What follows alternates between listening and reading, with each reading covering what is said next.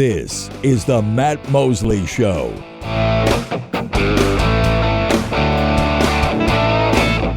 Chuck Cooperstein joining us now. And Chuck, always great to have you. Happy recent birthday to you. I won't ask you what number this was, but welcome back to the Mosley Show. It's okay. 66, and don't feel it at all. Now, what is that? Just clean living? Is that working out? Is that daily workouts? How do you get to this point, 66, and you don't feel it at all? Matt, you know me. You've seen me. So you know the answer to that, to the initial inquiry.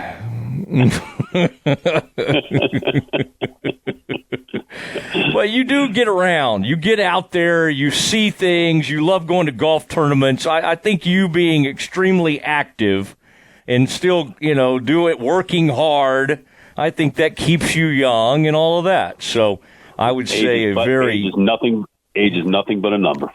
That's right. Okay, right. So you've lived long enough to see this Mavs story, one of the biggest reversal of fortunes really in NBA history. It's hard to have anything to compare this to. But now that it's here, man, that's got to be fun for you thinking about tonight, thinking what it'll feel like. We all know and trust what's going to happen.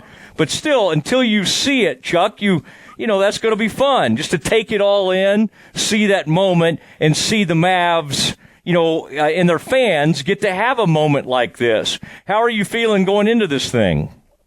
You know what this comparison is like, given everything that's happened over the last 4 months. Remember when the Cowboys hired Bill Parcells?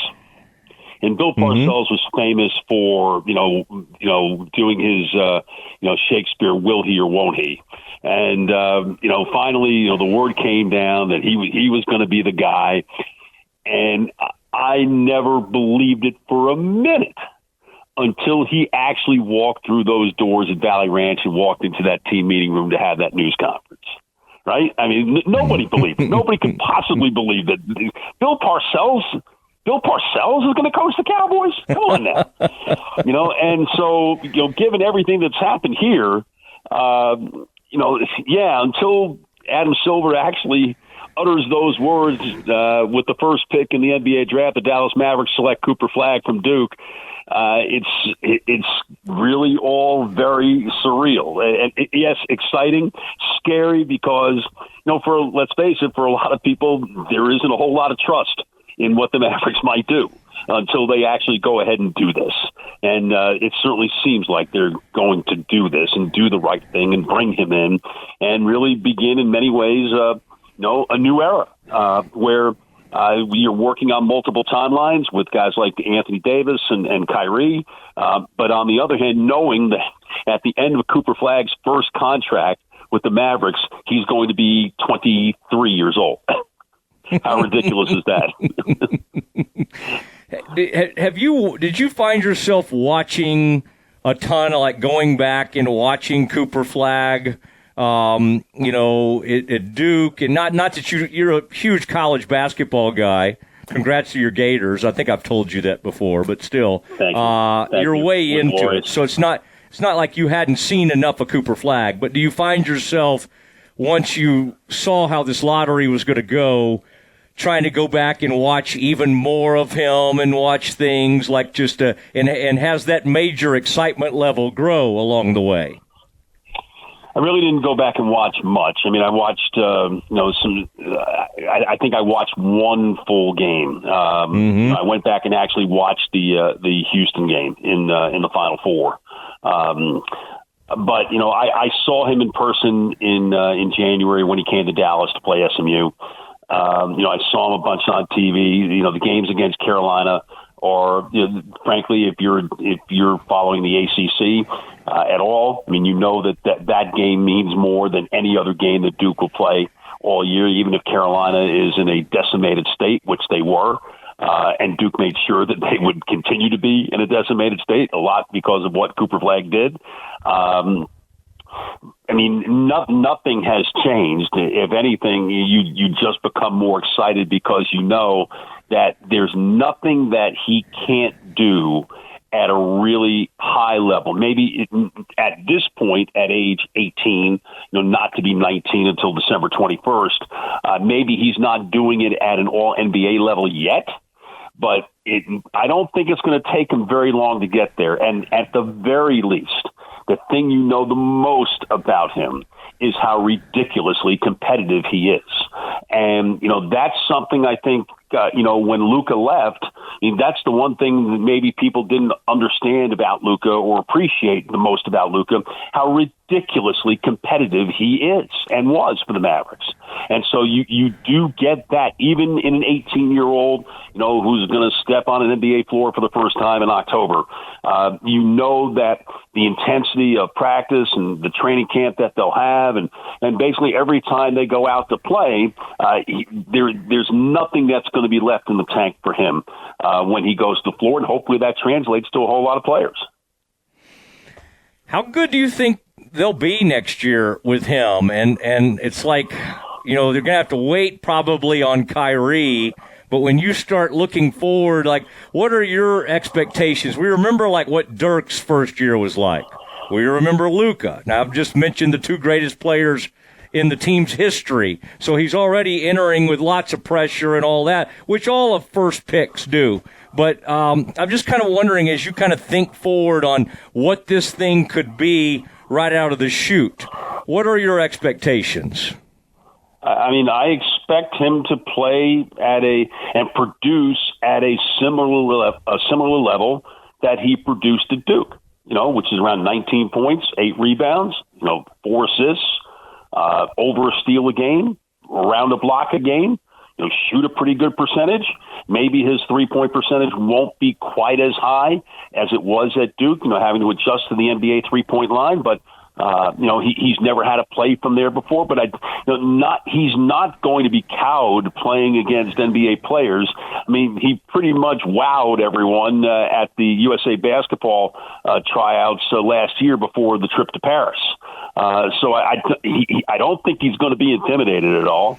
And I think, his game, I like to say he's a chameleon. He can be anything that you want him to be. Can he be a power forward? Yeah, because he can rebound the ball. Can he guard wings? Yeah, I mean, we've certainly seen that.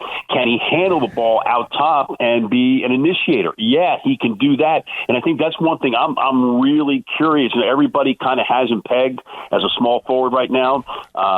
Playing some power forward whenever Anthony Davis might move to the 5. But what I'm interested to see, and what Jason Kidd, certainly did with Giannis when Giannis was a young player, was he put the ball in his hands and said, "Go run us." You be the initiator of our offense. And Rick Carlisle came to that conclusion with Luka about a half season into Luka's rookie year.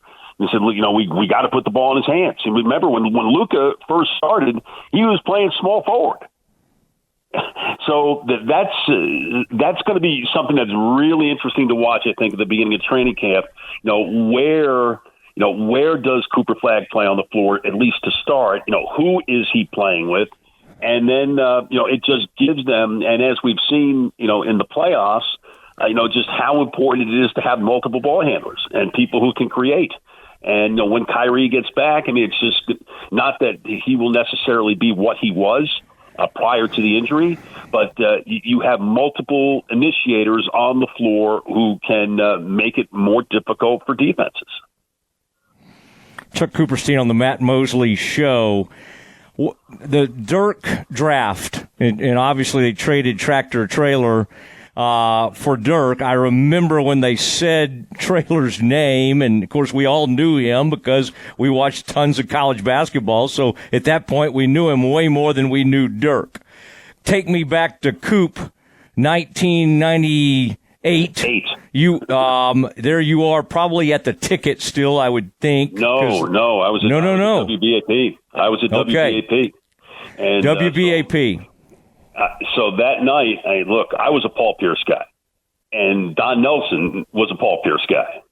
But they had done so much work, on Dirk, and basically hiding Dirk from everyone. And this was Donnie, far more even than Big Nelly, saying, we've done all this work on this guy. We have got to take this guy. But I'll remember that, when Paul Pierce kept dropping and when Robert Traylor was picked, I freaked out. Obviously, we did not know at that time that Dirk was the apple of the Mavericks' eye at number 9. But then Paul Pierce went 10th to the Celtics. And I went nuts, and I'm just thinking, Paul Pierce was, All-America and playing. I guess he had played in the Final Four. But he was as you could not have had a more NBA ready player than Paul Pierce. And the Mavericks were awful. The Mavericks were a 20-win team. They needed help. They needed a star, and Paul Pierce was a star. And you knew he was going to be a star, and we didn't know anything about Dirk. And then, so all of this happens, and then Nelly comes out, and I'll never forget this, and he starts talking about Dirk, and he starts talking about, we made this deal for Steve Nash, and then everybody's just, whoa, Nelly, whoa, back up. What did you do? What did you just do? and so that's how it all went down that night. I was absolutely stunned, and I think everybody was stunned. And then, obviously the lockout came, and the season didn't start until February of '99. And Dirk didn't play particularly well as a rookie, and he was incredibly homesick, and they had to work incredibly hard, to make sure that he didn't just totally tank. And and Nash was having his own problems, having joined the Mavericks and getting himself. He wasn't Steve Nash at that time. And, he and Dirk wound up bonding, and really the rest is history. But, man, that night, that was an incredibly crazy night because nobody understood what the hell was going on. Traylor was a good he was a great college player, and he was kind of a lovable, overweight guy, But again, if you thought about it, Nelly had just run Oliver Miller out of town. Fort Worth, Oliver Miller, now recently departed from us. But he ran Oliver Miller out of town because Oliver Miller was about 320. Robert Traylor was I don't know if he was 320, but damn, he was close. He did not seem like a Nelly guy. It's like, what is going on here? What Parcells say? He's like a biscuit away from being a linebacker. What he said about Roy Williams. Right, exactly. Coop, what impressions of VJ Edgecombe? And he's being slated by a lot of folks to go now third to the Sixers. Ace Bailey has tanked himself. He's tried to get out of the top 5. I don't quite know if I understand it, but whatever. I'm more interested in VJ Edgecombe, the Baylor, the great freshman. I think he has a chance to be Baylor's best ever NBA player. And I know they've had Vinny and Teagle and others, but who does he make you think of when you've seen VJ play, and when you kind of think of his ceiling, what do you think that is? I think he's really good, and I think even though his overall 3-point percentage was not great this year, I think he shoots it comfortably enough that he will be able to make the proper adjustment. He's obviously athletic enough. I think he will guard well enough. He reminds, if there is a comparison, maybe Victor Oladipo, healthy Victor Oladipo is kind of like that. I don't know, if he got picked by Philadelphia, not exactly sure how that would work. Again, you already have Tyrese Maxey with the ball in his hands. They're going to get Jared McCain back after he hurt his knee last year. He would have been the Rookie of the Year in all likelihood, given the start that he was off to. Paul George is going to be back. So, where does he fit in, right away? But again, he's so young. There's definitely time, and I do think that Nick Nurse would ultimately carve out a path for him if that's where he went. And in a lot of ways, kind of like Cooper Flagg with the Mavericks, the fact that you are going to a team that is not a bad team. They're not a bad team. They're not Washington. They're not Charlotte. They're not Utah. Both the Mavericks and Sixers had incredible injury issues. The Sixers did wildly tank at the end of the year. I mean, they went 5-30 in their final 35 games, and by the way, 2 of those wins were against the Mavericks. But I like Edgecombe a lot, and I think he's going to be a very, very good pro. I mean, I think his skill set, for instance, it's far better suited for success than say someone like Davion Mitchell when he got drafted in the lottery. After Baylor won the championship in 21. But I think he's going to be really good, and I'm hoping he gets into a place where he's allowed to be able to grow and ultimately to succeed. All right, maybe I should ask Jeffrey Cooperstein about this, but your son, but Trey Johnson, it'll be interesting to see where he goes. I watched him at Lake Highlands. You might have gotten to watch him too. Incredible. I'm sure you watched him at the University of Texas. Great shooter. He's a tremendous scorer is what he is. And he's a tremendous athlete. Now, he's like Edgecombe. I mean, he's not as athletic as Edgecombe because I don't know that there's anyone that's more athletic in this draft than him. But he's very athletic, and I think he will guard, and he can really shoot it. I mean, he can really shoot it. He definitely comes from the school of irrational confidence. I mean, he probably takes some shots that he has no business taking, but he does make them. He makes very difficult shots, and that's always, a really good sign to me. Now, again, does he have the handle, to be able to mix up his game? I think that's something that will, develop over time. But somebody's getting a really good player. I know that, and somebody's going to get someone who's not afraid of the moment. I'd be very surprised if he got past, probably got past 6 because Matt, something stupid's going to happen. Okay, after the first 2 picks, something stupid's going to happen, and guys are going to wind up falling more than they should. And who knows what that means for a guy like Bailey? But I just can't see Trey Johnson falling out of the top 6. All right, now what are you going to be doing? I would imagine you'll probably be at the Mavs party, which I noticed they're having a lot of their former greats. Will you be broadcasting, podcasting, doing all sorts of things? Or are you going to be on the mic doing some MC work? What all is happening with you at the big Mavs? Yeah, what do you got going? I am a bit player. I'll be doing just a couple of segments between 8:00 and 8:30. But other than that, I'm pretty much off the clock. And I think we're going to do a thing with Josh Howard. Brian Damaris, who does radio with me, then we'll do a segment just on our thoughts on where the Mavericks are as of say 8:20 p.m. Central Time on June 25th, 2025. All right. By the way, Josh Howard was a great pick by the Mavs. I mean, that way, yes, I know he was. I mean, geez, what number was that? 29. 29. Wow. 2003, is that right? Correct. That is the correct. LeBron draft. Yes. Boy, and I saw LeBron's thoughts today. LeBron seems to think Cooper Flagg will be an incredible fit, but boy, you made a great point though about the winning. Shire thought he would have trouble playing for a franchise where there was a lot of losing, and if the Mavs can just put enough around him, and I think they will. And he's what we think he's going to be, there won't have to be that huge period of losing that you're talking about from 98, 99, right around then. And I think that's a point well taken right there. Well, I think Cooper Flagg can raise everybody's level of play. But if you say he went to a team like Washington, where they're basically doing nothing but trying to open up cap space. They got $100 million in cap space now after the trade they made today.